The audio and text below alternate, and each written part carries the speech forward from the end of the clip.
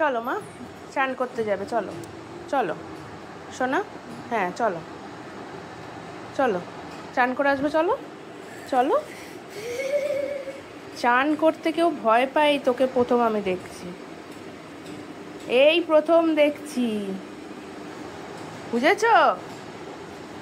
চলো মা, চলো সোনা, চলো আমার পুচু, আমার সোনা, চলো তাড়াতাড়ি চলো, এসো, চলে এসো চলে এসো চলে এসো চলে এসো, পাঠা ঠেলে তাড়াতাড়ি।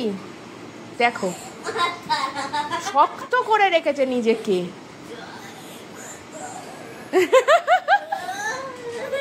আসো আসো তাড়াতাড়ি আসো, লেগে যাবে লেগে যাবে, চলে আসো চলে আসো তাড়াতাড়ি, চলো চলো চান করতে যাবো তো,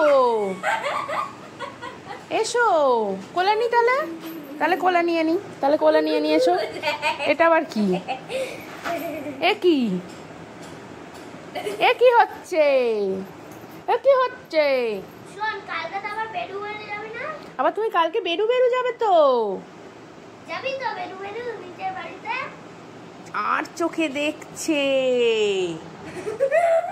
আর চোখেও দেখছে,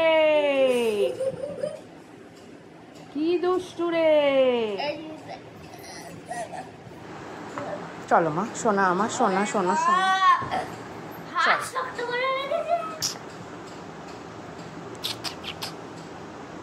এসো হাত দাও,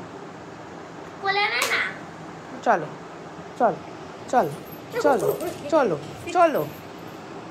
এই যে চান করে এখন এসে বসে রয়েছে, মনে হচ্ছে ওকে কি যেন একটা করা হয়েছে। লবঙ্গ হয়েছে চান করা? কি শুয়ে থাকো?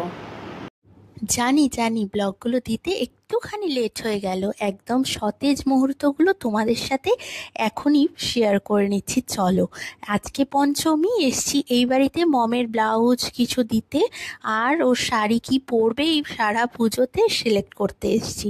আর আমার সাথে পুপু এসছে যথারীতি, আর এখানে যার ব্লাউজ সিলেক্ট করতে এসছি সেই দেখছে ফোন, আর আমি এখানে বসে রয়েছি। পুপু পরলো নেল পালিশ হাতে, বসে বসে আর কি করব, এখন বাড়ি চলে যাচ্ছি, আবার কালকে তোমাদের সাথে কিন্তু দেখা হচ্ছে।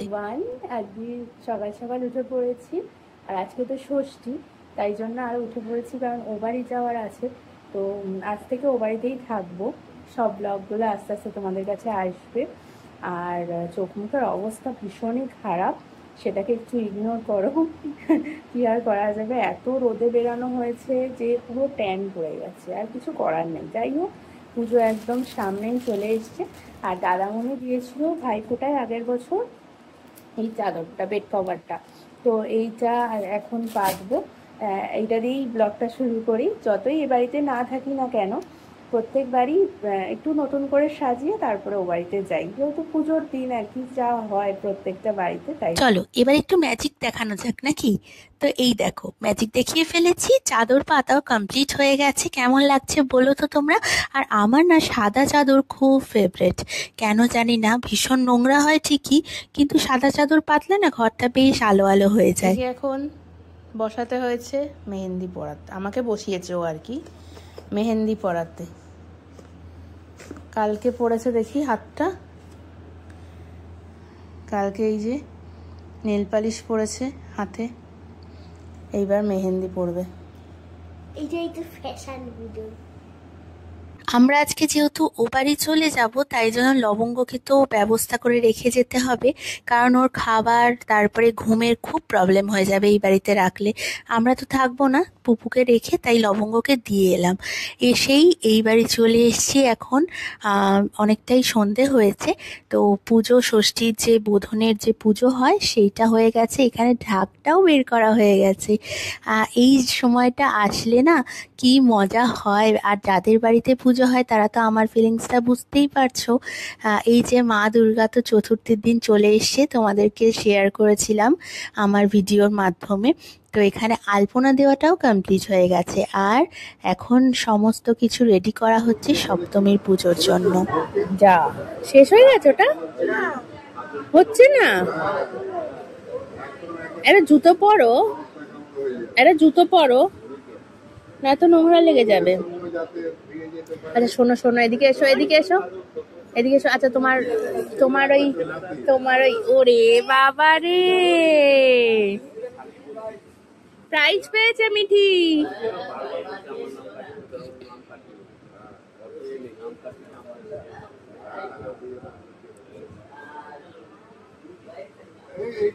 কতটা ভালো? অনেকটা। বাবা,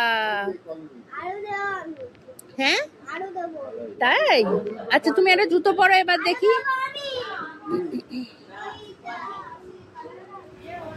তোরই শেষ হয়ে যাবে এবার রে এড্রিয়ান, তোরই শেষ হয়ে যাবে।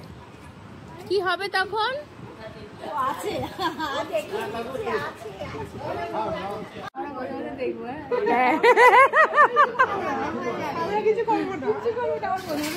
দশমীর পর অস্ত্র নেবে ঠাকুর।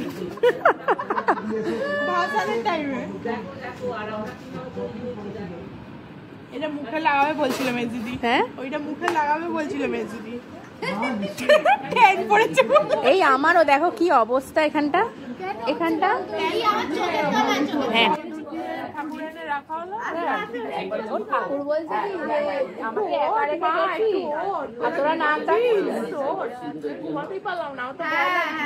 তাও এই লাইট একটু ট্যানটা কম মনে হচ্ছে, এইখানটা করে।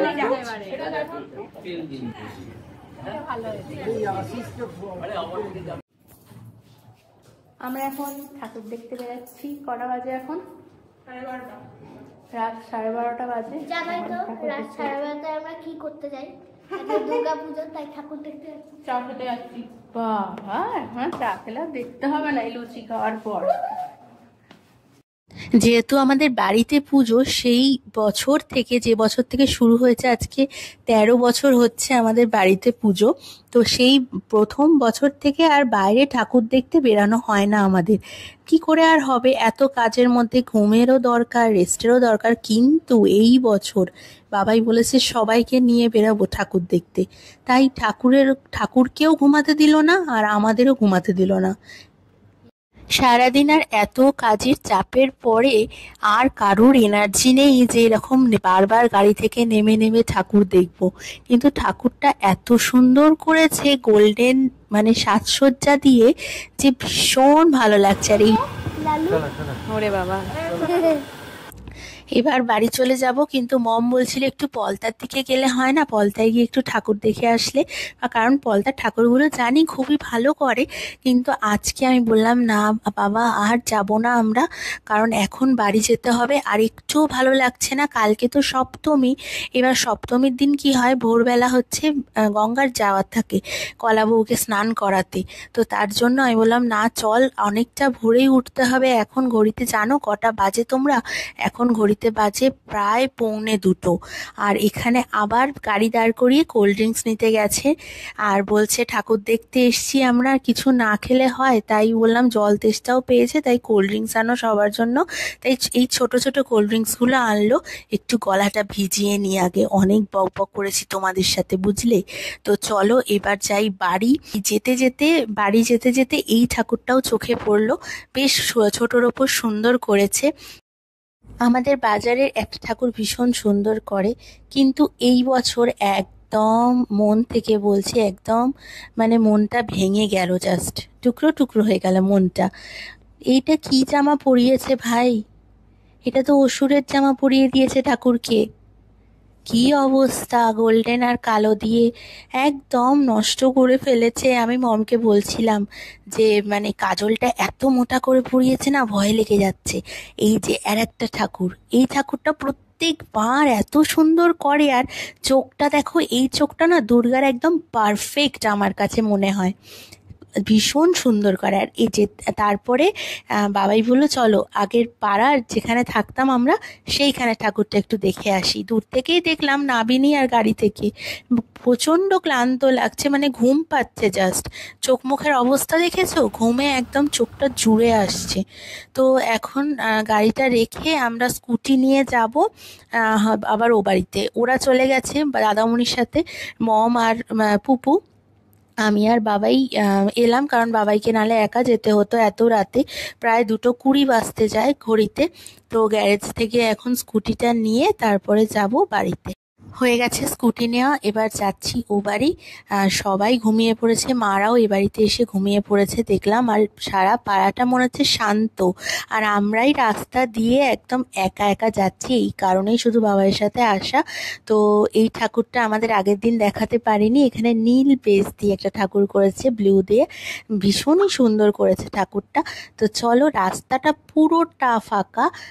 গুড নাইট সবাইকে, আজকের মতো ব্লগটা এখানেই শেষ করছি, আবার সপ্তমীর ব্লগ নিয়ে আসছি পরের ভিডিওতে। এখন যাই, তাড়াতাড়ি করে ঘুমিয়ে পড়ি। সবাইকে টাটা, সুস্থ থেকো।